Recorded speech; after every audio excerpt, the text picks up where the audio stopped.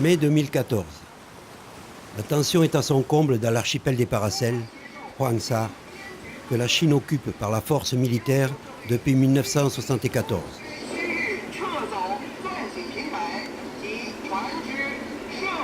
Pékin vient d'implanter une plateforme géante de forage pétrolier profondément à l'intérieur de la zone économique exclusive du Vietnam, sous la protection d'une armada de vaisseaux de guerre. Le Vietnam réagit frontalement avec le soutien de la communauté internationale.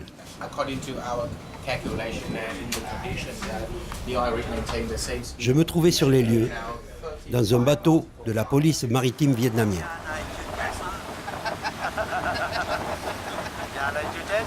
Si la plateforme s'est retirée, les agressions envers les pêcheurs n'ont jamais cessé dans la zone. Ces documents de 2016 en témoignent. Il s'agit ici de l'agression filmée par un pêcheur qui se trouvait alors sur le bateau agressé, au large de l'île militarisée de Lincoln. Le danger chinois, omniprésent, est venu s'ajouter aux menaces séculaires qu'affrontent les pêcheurs de cette région du monde.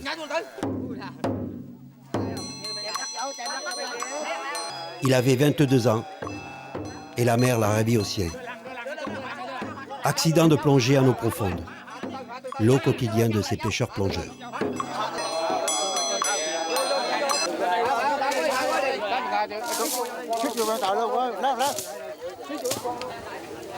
À quelques centaines de mètres, sous ce chapiteau bleu, un autre deuil, une autre cérémonie. Ce marin chevronné a étrangement disparu par mer calme, avec 6 de ses compagnons et son embarcation, au large de l'île Bombay. Même pas de corps à mettre dans un cercueil. Alors, entre superstition et résistance, la famille loue les services d'un chaman pour sacraliser un corps d'argile qui accueillera et apaisera l'amérante ainsi ramenée près des siens. Cette dépouille singulière habitera désormais une sépulture appelée tombe du vent. Hoàng Sa trời nước mênh mông, người đi thì có mà không thấy về. Une complainte des veuves de cette région du centre Vietnam pleurent les pêcheurs disparus. Hoàng Sa, immensité de ciel et d'eau, tu es parti, mais jamais revenu.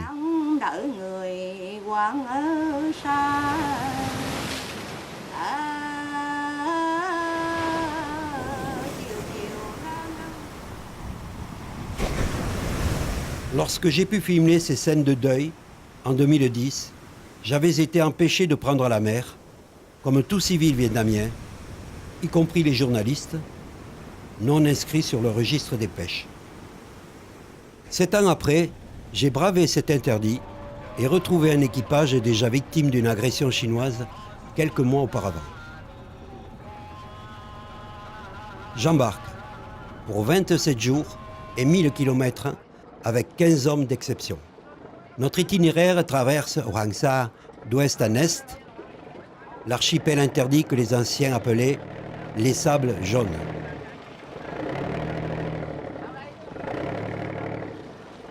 Nous levons l'ancre le 19 mars, période favorable à la pêche car il n'y a pas de typhon.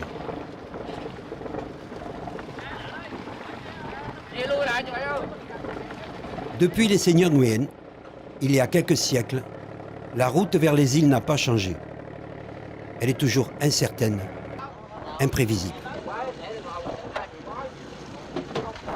Une telle expédition est invariablement marquée par une cérémonie d'offrande faite à la mer et aux ancêtres pêcheurs pour s'attirer chance et protection.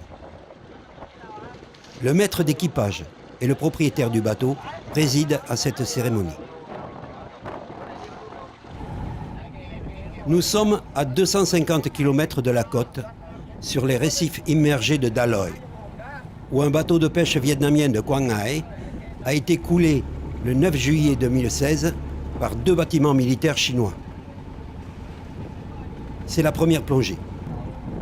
2 équipes vont chasser en alternance, chacune durant 1 heure, par 30 mètres de fond. La nuit sera longue et épuisante. comme les 27 nuits qui la suivront. De 7 heures du soir à 4 heures du matin, chaque homme passera 4 heures sous l'eau, nageant à la vitesse du bateau qui les suit.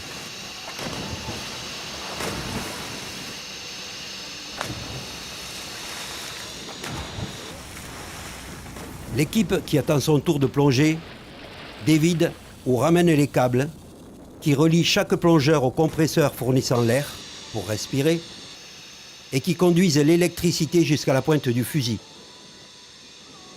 Le poisson sera paralysé par simple toucher.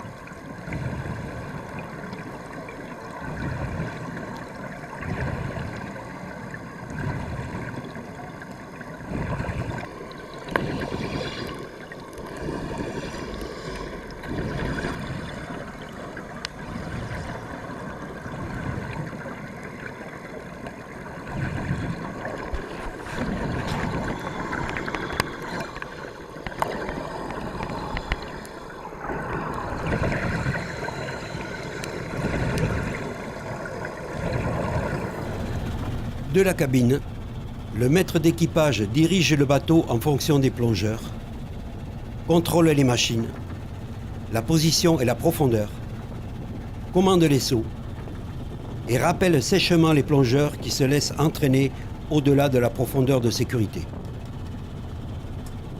La vie de chaque homme dépend de sa lucidité, de sa vigilance et de la justesse de ses réactions.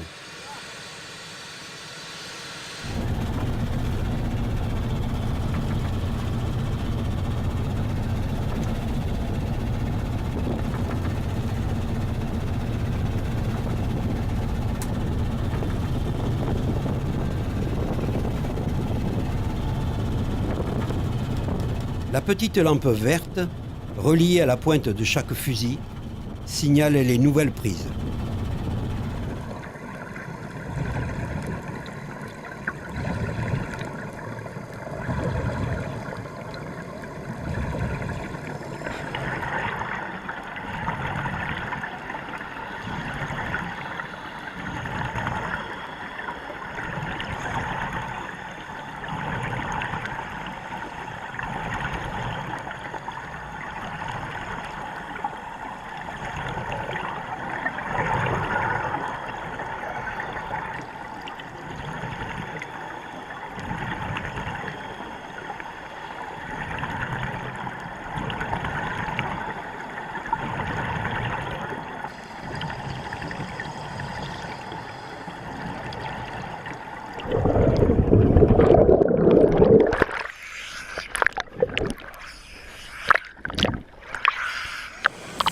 Puis, c'est le retour au bateau. La nasse plus ou moins remplie, les jambes lourdes, le souffle court, la gorge sèche et les poumons brûlants. Retour assez facile par mer calme, plus délicat et même dangereux quand la vague vous projette contre la coque par des vents de force 7 ou 8. Le défi physique est considérable et la santé est mise à rude épreuve pour ces plongeurs d'une moyenne d'âge de 30 ans. La plupart d'ailleurs ont recours aux vitamines, anti-inflammatoires, antalgiques et autres stimulants qu'un médecin qui suit l'équipe leur a prescrit.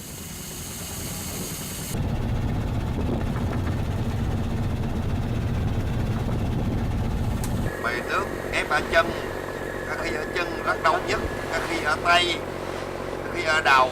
Ở đâu luôn? Rất đau nhất. Bởi vì thuốc đá lè đỡ giúp cho cơ thể, giúp cho các cơ nó không mỏi. Không mỏi hả? Khỏi bị đỡ lặn, khỏi bị nước ép. Có khi hai chân không đi được, phải dìu về tất cả anh em cùng theo xuống dưới đỡ dễ mát, về cắt lĩa để giải thông các huyệt cho anh em, và tập thể dục để giúp cơ thể cho lưu thông máu. Có hả? Có, để từng bị qua và để từng gặp. Có khi nước ép ở đầu sưng lên, sưng phải lên phải cắt xẻ máu giải quyết.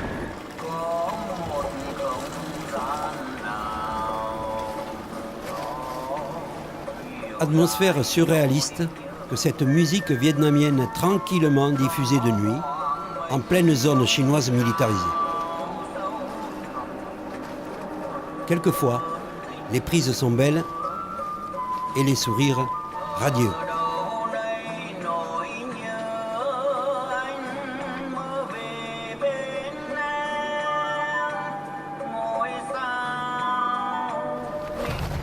Un incident, comme il en arrive souvent. Un chalutier vietnamien vient de nous couper brutalement la route, entraînant sous sa coque le câble d'un plongeur menacé par l'hélice.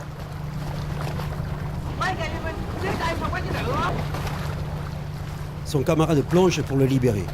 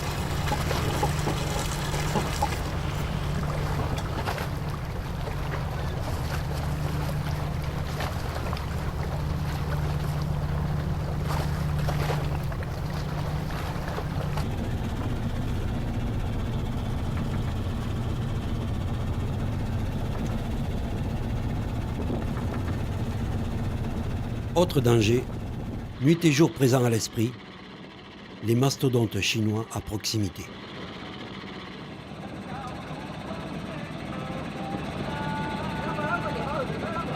C'est le bateau chinois qui a stationné derrière nous et qui maintenant nous suit et se rapproche, maintenant qu'ils ont plongé.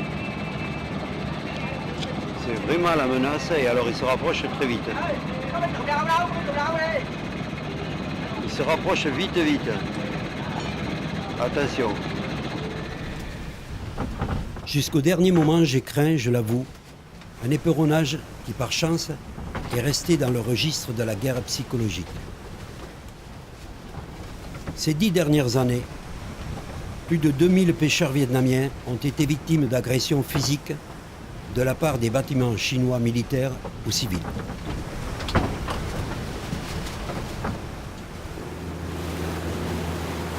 Dans cet environnement de tension permanente, ces hommes, souvent coupés du continent, ont appris à respecter la mer et lui montrent leur humilité.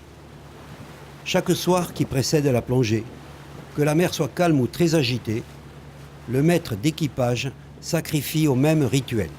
Pour la circonstance, il quitte son t-shirt et son short pour une chemise et un pantalon avant le recueillement à la proue du bateau.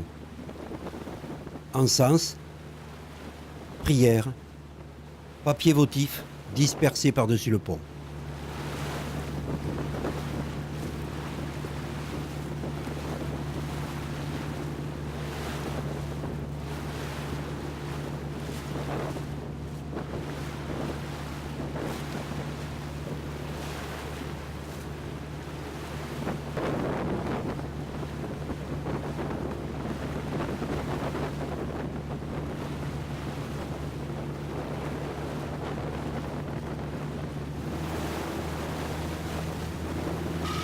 Le jour est levé, mais les hommes pas encore couchés.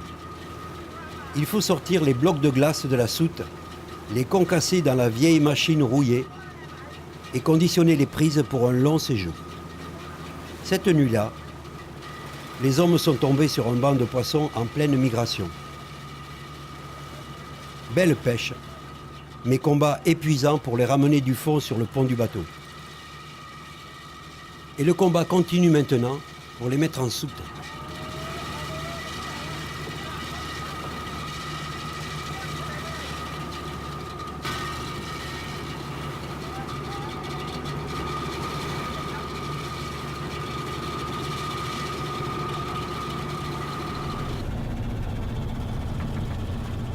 Puis, c'est le repas partagé, juste avant le coucher, tandis que le bateau vogue vers le prochain lieu de pêche, dont seul le maître d'équipage a le secret.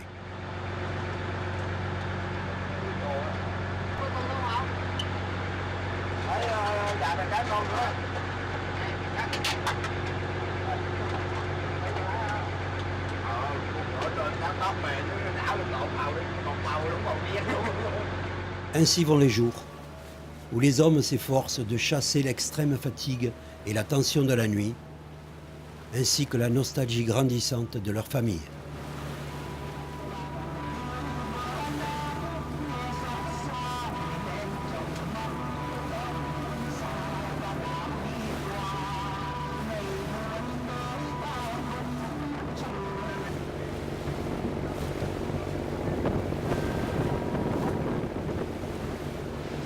Entretien du bateau, pêche à la traîne,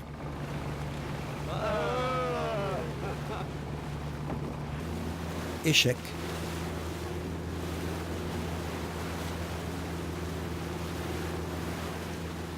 carte,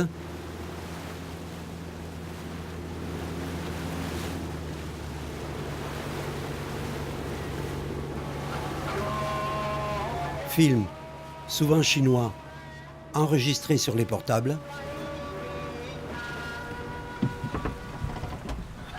et sommeil profond.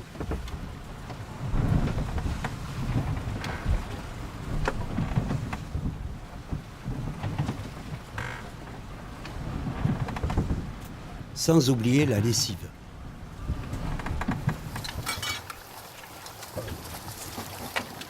Quand la mer est tranquille, le repas du soir est partagé sur le pont.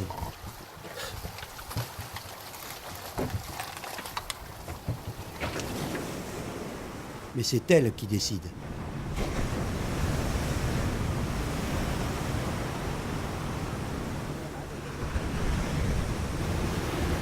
Et les hommes s'adaptent avec une énergie et une agilité déconcertantes.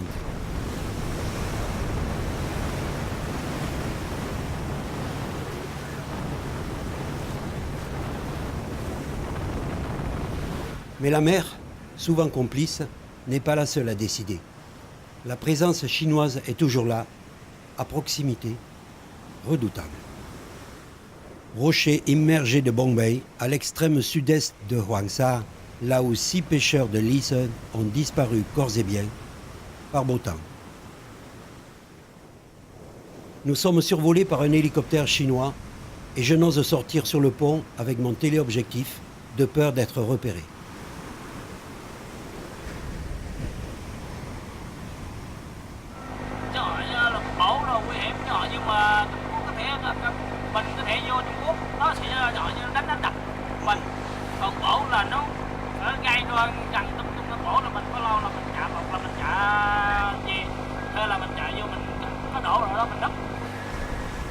Même dans la zone internationale, nous avons rencontré ces impressionnants bâtiments. À notre retour, à 50 km de l'île vietnamienne de Lissen, 14 points à l'horizon. Ce sont 14 chalutiers chinois qui pêchent tranquillement, comme chez eux, sans être aucunement inquiétés. En juillet 2012, les gardes-côtes vietnamiens de Da Nang reconnaissaient officiellement plus de 4500 violations de leur espace maritime depuis 2004 par les navires pudiquement appelés étrangers, en fait et sont chinois.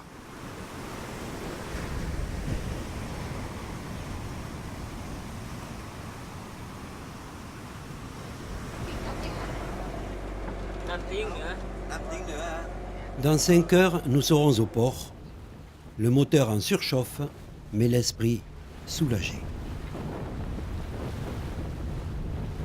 Port de Saké, le matin du 15 avril. Le poisson est vendu à une société vietnamienne sous le contrôle des pêcheurs et de leurs épouses. 40% de la recette iront au propriétaire du bateau qui doit amortir ses 8 000 € d'investissement de départ. Chaque pêcheur repartira avec 770 € en poche, 3 fois le salaire moyen, mais pas volé.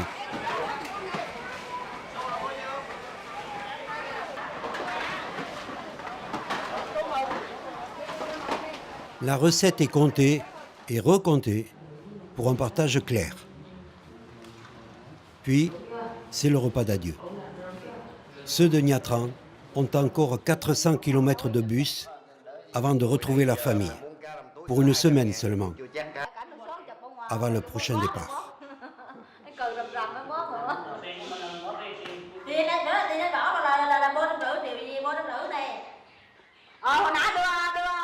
Folks à Vietnam, ma meurtrissure, rien ne pourra nous séparer.